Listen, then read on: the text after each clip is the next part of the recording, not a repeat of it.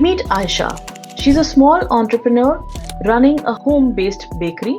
So, for years, she saw herself just as a local baker, serving friends and neighbors.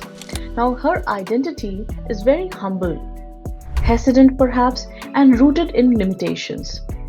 But deep down, Aisha has this dream of building a premium cake brand, one that would be known for elegant designs and luxurious experiences. She realized that before the world could see her differently, she had to see herself differently. So she shifted her identity. She started saying, I am the founder of a luxury dessert brand.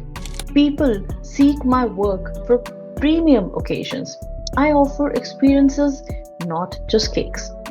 So these are some of the things that she kept telling herself, and her packaging changed. Her pricing shifted. She started collaborating with event planners and with stylists. Slowly, her outer reality began to change and reflect what she was saying internally, based upon her internal assumption. This is identity shifting in action.